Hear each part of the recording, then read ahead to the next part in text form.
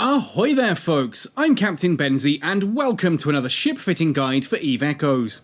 In today's video we're going to be taking a look at the Gurustus Pirates Rattlesnake. This is kind of the ship that I've now reverted to since I need battleship skills in order to enjoy most of the content in the game, sadly. I quite enjoy the Gurustus Pirates ships, I like their backstory, I like their lore, so I thought the Rattlesnake would make an interesting ship to go for. Having kept my large missile skills from the Typhoon, it was dead easy for me to just skill into large drones as well and have a bit of fun that way. Anyway, in today's video we're going to be taking a look at the Rattlesnake, about how I fit it, with some advice from some friends in Catskull who fly them as well. We're going to talk about how you can change that fit and modify it for different content, and we'll have a look at what this ship is and basically how it operates. If you do enjoy this video, please let me know by hitting like on it, subscribe if you haven't already, and if you do want to go the extra mile to help support this channel and keep me making content like this, you can do so by heading across to patreon.com/CaptainBenzie and pledging to support there. Every dollar really does help and means the world to me. All that said and done then, let's jump into talking about the Gurustus Pirates Rattlesnake. The Rattlesnake is the Gurustus Pirates faction battleship, and I've made no sense in the past of hiding the fact that the Worm, and indeed the Healer, are two of my favourite faction vessels in the game. I know it kind of goes and comes between the Dramiel and the Worm. I think honestly the Worm is the one that does actually take it for me. If I want a combat vessel, the Worm is the one I want to be flying most. But hey, that's not what we're here to talk about. We're here to talk about its big brother, the Rattlesnake. Now, the Rattlesnake, as you may notice, doesn't really look like a rattlesnake. In fact, it looks very much like a Caldari scorpion, and that is kind of the point of it. I've had people in the past complain that things like the Angel Cartel have their own unique ship hulls, what with the Dramiel, the Cinnabal, and the Macariel. Then you've got other unique hulls like the Daredevil, the Crew War, the Ashimu. Why is it that the Gurustus Pirates are stuck with basically rip-off Caldari designs? And it's because of the backstory that Kokoro the Rabbit is essentially possibly the designer of the original Caldari state ships as well, or at the very least he has stolen the blueprints and ripped them off and turned them into something far more potent. And there's kind of this wonderful back and forth of who actually stole from who. Did the Caldari Navy steal from the Gurustus Pirates, or did the Gurustus steal from the Caldari Navy? And it's one of those questions I kind of hope never gets answered. But anyway, the Rattlesnake, beautiful looking ship, even with some of the, like, okay, I don't like the Ascension nanocore, but there are some pretty cool nanocores and skins that you can do for this. The Dark Halo looks particularly nice in my opinion. The Renaissance looks pretty wild. Neon Gas is okay, I guess. Golden Age looks really cool, really quite majestic. The Hair Calamity though, my goodness, check this out. How amazing is that as a skin? I just love that one to pieces. Good old Heartbreaker, Illusionary Ghost. I wish I had picked up the Illusory Ghost Rattlesnake core back when this happens. I love that glitch effect and that on it. Neon Rain, Trailblazer, which will be coming in the next Concord Pass and probably what I'll be grabbing with that, and the super cool Death Wish core as well. Who doesn't like a good Death Wish core? They make everything look supremely evil and badass. There's also the Sleeper Core as well, but considering I consider those basically one of Eve Echo's first major forays into pay-to-win territory, we're not going to talk about that. Let's have a look at attributes and fittings. Rattlesnake power grid output, 80,058 megawatts. It's pretty large. I've never run out of space on a Rattlesnake ever. I'm not entirely sure it's possible to run out of space on a Rattlesnake, but hey, someone out there's going to, do it and prove me wrong, aren't they? We've then got 2 drone tubes, 5 high slots, 3 mid slots, 7 lows, and 3 each of the rigs. The 2 drone tubes is a little bit sort of misleading. I think when you see 2 drone tubes and 5 high slots, you think, oh, well, the drones are going to be pathetically weak, and the 5 high slots are where the damage comes on this. The Rattlesnake, like most of the Gurustus Pirates vessels, or all of them in Eve Echoes at least, are ones that are split between missile and drone. You kind of get both of them, and those 2 drones get some incredible buffs, as we'll see later. Cargo hold, 13,030 cubic meters. Yeah, who cares? 109,485 defense. That's pretty solid defense. Brilliant shields there. Nearly 38,000 shields cold. Over 26 armor and 28 structure. Ultimately, the armor and structure are still actually pretty solid, but that shield is absolutely monstrous. And one of the biggest advantages of the Rattlesnake is how much damage it can tank. Remember, that's nearly 38,000 flat. That's cold. That's just the Rattlesnake. That's before you include things like Battleship defense upgrade and other bonuses that could push that up even higher. And because it's a very large shield, if you were to go for things like, oh, the plus 30% shield size rig, for example, that's 30% of a pretty big number, right? Capacitors, 10,768. These are solid capacitors. They have a decent recharge time, good capacitor recharge rate, very high max capacitance there, 10,768 gigajoules. There's a lot of capacitor juice coming out of this thing, and it can run shield no problems at all. Maximum lock targets of 8. Signature radius is a little bit smaller than some other battleships, but still on the larger side, mid to larger side there, 352.8 meters. Scan resolution is a little low, 105. It's a battleship, what do you expect? Warp speed, very slow, 2.0 AU. Flight velocity also very slow, 103 meters per second. Mass and inertia, not particularly great either. Slow, heavy battleship. It's literally a battleship. This is a park it at 0 and just let your weapons do the talking kind of job, or park at range. You're not going to be moving around much in a Rattlesnake, let's say. Now, our roll bonus here, 450% large drone damage and 200% large drone EHP. That is monstrous. That means those two drones are essentially doing 4.5 times as much damage as they normally would, giving that the appearance basically of 9-10 drone fleets off this using just 2 drones. That is a benefit and a curse. It's a double-edged sword. On one hand, it means you only need 2 drones out at a time and you're only controlling 2 drones, but it does mean if someone kills one of your drones in a PvP situation, that halves your drone damage output, whereas something like a Dominic's, each individual drone doesn't mean all that much. You've got 5 of them in total. Here, each drone matters, but they're also ridiculously tanky, 200% additional larger HP. Anyway, advanced large drone operation gives you an additional 12% large drone damage. That is 60% at full training, and a 10-kilometer increased drone command range, 50-kilometer increase at full training, which means if you're sitting at Expert 4, for example, that's 84 kilometer range there, 85 if you manage to take drone all the way up to Expert 5. Advanced Battleship Command bonus gives you 12% increase to missile, torpedo, kinetic damage, and thermal damage. Obviously, that's 60% against each of those. That's not a 60% flat DPS bonus here because that is just the kinetic and the thermal. It does give you a nice spread, but it means you don't have as much electromagnetic or explosive as you might otherwise do, and therefore, essentially, it's a 30% increase to kinetic to the missile damage overall, assuming that the resistances are the same. But it does also have the advantage that most people are going to plug the first hole that they have. If someone's using a shield tank ship, for example, they tend to plug the electromagnetic hole, leaving the thermal hole available for, punching through. That's your lowest resistance on the shield tank ship. And if it's an armor tank ship, they tend to rig for explosive resistance, leaving kinetic as the actual weakest hole, which again is represented here on the ship. So the Rattlesnake does actually have good spread of its damage there, and will always be punching theoretically at the weakest in PvP. Finally, shield resistance, 20% shield resistance there at full training, 4% per level, means that those shields just become absolutely monstrous. Genuinely, the Rattlesnake, it's all about the tank. People lament its DPS compared to some of the other faction battleships, but it's all about that tank. This is just a beast that will take a beating and just sit there. Just sit there as it gradually dishes it back out. Now, in regards to fitting the Rattlesnake, I took a lot of advice from both Otto Mechanic, Frosty Jack, and a few others in Catskill Void that fly rattlesnakes to get an idea of what I was looking at. I've gone for my own unique twist on the formula slightly. I've kind of gone more towards Otto Mechanic and his suggestions than Frosty, because Frosty has a bit more of a versatile build, whereas I knew I wanted to really brawl for the most part here. But anyway, let's have a little look at what I've gone for.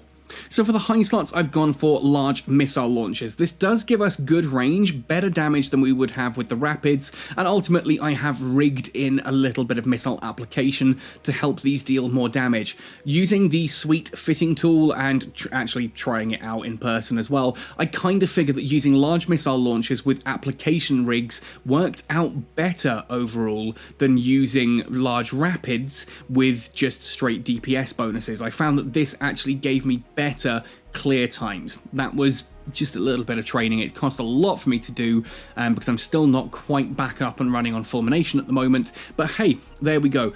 Honestly, I found large missile launchers with application rigs to do more damage than large Rapids with damage rigs, but yeah, let me know your thoughts on that one in the comments below. The 3 mid slots does let me down a little bit here. Ultimately, I've gone for a Predator Stasis Web of Fire and 2 Republic Fleet target painters. I would love to have a Nosferatu here as well, and I look at things like the Praxis 2 that has 4 mid slots and kind of wish I had that here, but at the same token, I kind of like the restriction. I don't like it when you just have too many slots and you can do everything you want. I like the fact that sometimes I have to go, oh, it's not quite got enough slots for everything that I want, but hey, there we go. Now, some people might be saying, hang on, Benzie, you said you were brawling, so if you're going to be brawling, surely 2 webs is always better than 2 painters. If you're going to go 2 webs, then a painter, that's theoretically the best in brawling range, whereas you've gone for 2 painters and 1 web. Yeah, it's because a lot of stuff sits just outside of 15 kilometers, and considering the Rattlesnake is ludicrously slow and has no propulsion modules on it in this fit, I've gone for these 2 because the 2 Republic Fleet target painters are going to be active all the time, with the Stasis Web of Fire coming in on the frigates and destroyers that get close, and that's enough. That genuinely does enough for me. Ultimately, you might decide to swap this round and put in those 2 webs, but I just don't find that I'm actually using the web all that often. It's only on those, like the Interceptors and the Interdictors that get really close to you that I ever really get the chance. Otherwise, things tend to sit at 18 to 19 Ks away, at which point that web was just useless. For drones, I've gone for Republic Fleet Berserkers. You can, of course, go for whatever you like here. I do actually carry Republic Fleet Imperial Navy Praetors, although it probably is Minmatar that built them, let's be fair, along with things like Caldari Navy. I go for the Ogres, I go for all of them, the Vespers. I will carry 2 of each type in there just to be able to do what I need to in any given situation. But I find the Berserkers do things best because of their flight speed. Their application is really, really good. Even though they're doing explosive rather than electromagnetic or whatever, they still work against Angel Rats quite comfortably for me because of their application. For the low slots, I've gone for a large shield booster, just 1. Some people do run 2 of these, but at that point I really feel like you need a battery or a Nosferatu to help back that up. I've then gone for 3 Gist C-type adaptive invulnerability fields and 1 reactive shield hardener, just to really push those resistances right up as high as I can physically get them.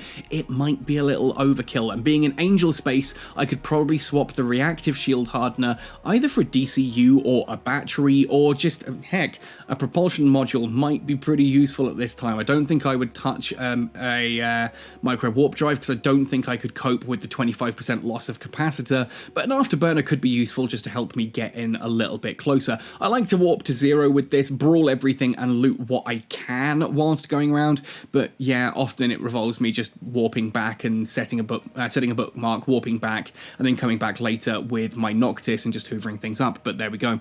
Final 2 slots, I've gone for Nestworm drone damage amplifiers. Again, depending on your skills, if they're equal, you should find that the Nestworm ends up ultimately being the better option because it's going to be a better DPS for the drones, and thus a bigger number is going to be multiplied. Some people do like to try and pull the missiles up a bit, but I'm sitting here looking at the fact that the drones are doing 1300 DPS and the missiles are doing 700 DPS, and when you ask me which module would you like to fit, you've got one that's going to boost up your drones by by 15%, or one that's going to boost up your missiles by 15%, I'm going to go, well, 15% of 1300 is a lot bigger than 15% of 700, therefore it's a better use of the power grid to go for the drone damage amplifiers. That's my theory, at least. You might disagree. Obviously, the missiles do have nice application. But let's have a look then at the rigs. Here I've gone for some integrated. This isn't exactly where I want it. I am going to be upgrading these eventually to the full versions, as we'll talk about in a moment. The first one I've gone for is a universal 2P combat integrated module. I would like the enhanced 2P integrated module here, drone firepower and drone speed augmenter. This allows me to put drone damage boosts into one rig slot, which on the Rattlesnake is a godsend, because everything is split in half. You need to be using integrated to get everything that you want. If I then move down to frequency reducing 3P combat integrated module, this one I've kind of made a mistake with, I think. I want to go again for an enhancing 2P, and I'm just going to go for the operational solidifier and the defense field extender here. I think those are the better ones for me. Bigger shields, large shield booster repairs, and bigger shields overall. And the third one, of course, is then going to be missiles. This one, again, I'd like to make this an enhanced when I have enough money for it. Warhead flare catalyst and rigger catalyst. We're going for application here, and this really helps those large missiles just deal as much damage as possible.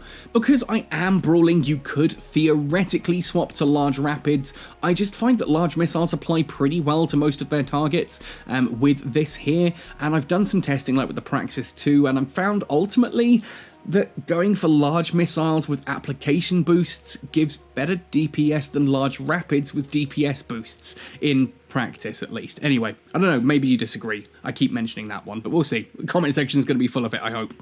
Then in the engineering, semiconductor memory cell, capacitor control circuit, and a targeting system subcontroller. Again, I'd actually like to go enhanced 2P here and shove the semiconductor memory cells and the capacitor control circuit together, but it's not as relevant on this side because you can just kind of go for what you want. And with this setup, I'm sitting at 1972 DPS, not 1973, close enough. Defense is a whopping 154,876 cold. That's before we add everything else on. Capacitor is not anywhere near stable, but 6 minutes 38 works pretty fine. You just got to be wary of when and how you use the shield booster, switch it off when it's not in use. Targeting 353. Could be worse. It's still not as good as the Praxis 2, but it's a decent enough lock-on time. Helps us lock onto our targets, get them nice and quickly, lined up, webbed, hit them with the target painters, and then just nuke with missiles and drones. Navigation, very, very slow. Warp preparation time is abysmal there, 13.81 seconds, 133.9 meters per second. Again, that warp preparation time is one of the things that actually really has me impressed with the Praxis 2. I mentioned how it's not as fast in EVE Echoes as it is in EVE Online in regards to aligning, but still, it's 5 seconds faster than the Rattlesnake is. Remembering this is basically a 14-second warp preparation time because of how server ticks work. For those of you who don't know, I will explain this briefly. Only the number matters, and you round upwards. So 13.81 is 14 seconds align time. 13.01 is 14 seconds align time due to how server ticks work. Basically, a server tick is that the server listens to your actions and then every second puts it into action. Therefore, when you do this, it's got to wait until the next second, then do the 13.81, giving it effectively 14 seconds of time. Whereas if it's a 13.01, again, it's going to round up to the nearest full second, round up, always round up to 14. So the practice being on like 9.0 and being able to pull it down into 8 does actually really help speed it up. But anyway, we're going off topic here. It's a long warp preparation time and a slow warp speed is what I'm getting at. It's a big bulky ship. It's a battleship. What do you expect? Anyway, I don't have a nano core on this one currently. If you were to try and get one, obviously the bad hair day is going to, not bad hair day, the hair calamity one is going to be the best option. But otherwise, whatever you really have access to, the Ascendancy core isn't terrible for the Rattlesnake.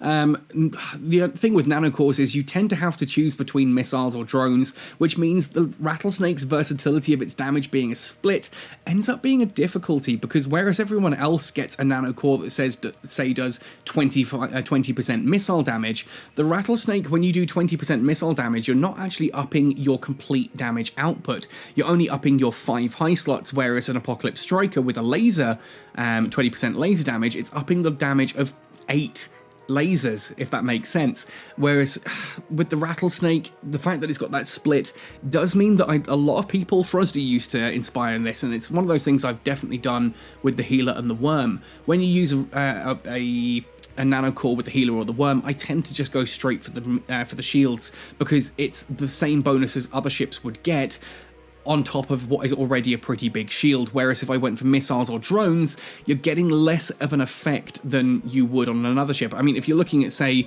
a Typhoon 2 with 20% 20% missile damage, or a Rattlesnake with 20% missile damage, that 20% missile damage on the Typhoon is a bigger jump than it is on the Rattlesnake. Anyway, I'm rambling on here. Let's showcase this one in action. So here we are in an Angel Tech 10 medium anomaly. I'm just about to finish this wave. Down it goes. Wave 3 of 6 is about to spawn.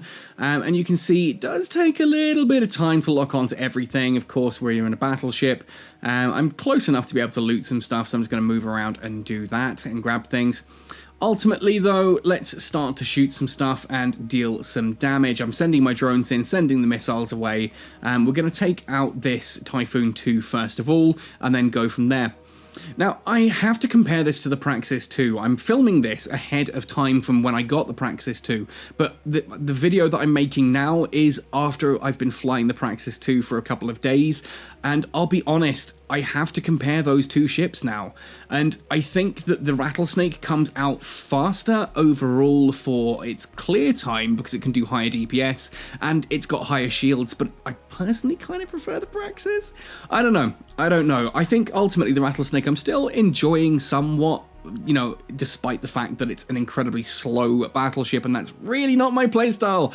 I just don't like that playstyle. I know some people absolutely adore flying the big heavy stuff. It's just not my thing. Anyway, so as we're getting closer now, I'm going to lock on the webs onto that Thrasher 2, so hopefully when that Typhoon 2 goes down, you'll see that this has no problems whatsoever with application taking on those smaller targets. That Typhoon 2 now well into its hull. Next blast, couple of shots on the drones, maybe the missiles might get to fire, should take it out. The drones do quick work through that armor. Is the missile going to fire? Yes, looks like it is. One big bang there from the missile. 545, that wasn't the missile, that was a drone that snuck in the last hit there. But there we go, Thrasher 2, Gisty Thrasher 2 Interdictor just goes down like a, like a house of cards basically, folds super quickly, and down that one goes. No issue at all with application even on the smaller ships. I would rather be using large missiles rather than large rapids to get that little bit of range. If I do decide I want to go into some tougher content and try to solo it, I can keep those missiles, swap out the drones for some of the sentry drones, things like Wardens, Caldari Navy Wardens, sit at a bit of range and snipe away with those while everything flies towards me. That can be a really fun way of doing some tougher content. You can actually swap out in your low slots as well some of the additional damage there, put some additional damage in at the cost of some tank because you're further away, you're getting hit less. It's entirely up to you though. I prefer the brawling style because it means I can just slowly drift between the different wrecks and loot everything. You see that as soon as a wreck appears, I'm just looting it and grabbing it, drifting towards the next wreck and, just looting as I go. I've got scrap metal reprocessing right the way up. I may as well use it, and it's not like I have to do much else in the fighting at the moment. Battleships, that's the wonderful thing about them, right? You just kind of park them and then laugh while everything dies. I don't get it. I will never understand how people find battleship combat fun because it's basically just sit there and let it all happen. It's the most AFK and dull experience outside of Capitals for me, but hey, I can't fault that it does make good ISK, and ultimately the Rattlesnake makes pretty solid ISK with zero threat to itself. I've had a few people jump into system and, a few Reds jump into system, they warp next to me, realise I'm a Rattlesnake and then go, maybe not. Because a Rattlesnake will take on frigates. I, again, personally disagree with that design decision, but I disagree with a lot of stuff about Battleships, and so my opinion's a little bit biased.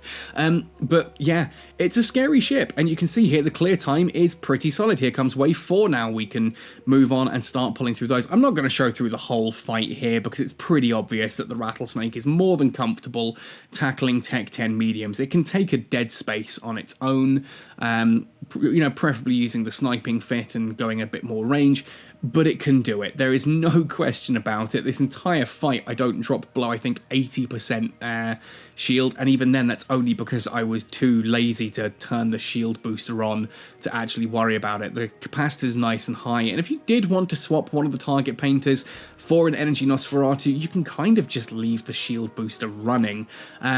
I would recommend the 2 target painters in Angel space, but outside of that, you can probably get away with 1 web, 1 painter, and a Nos just to keep yourself topped up, or maybe swap the yellow out for the yellow hardener out for a battery or something. I don't know, your call, up to you.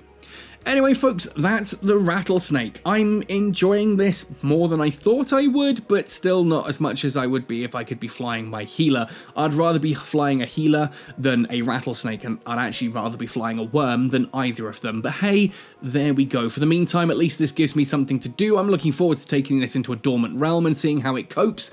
I will let you guys know. Anyway, folks, happy sailing, and see you in New Eden!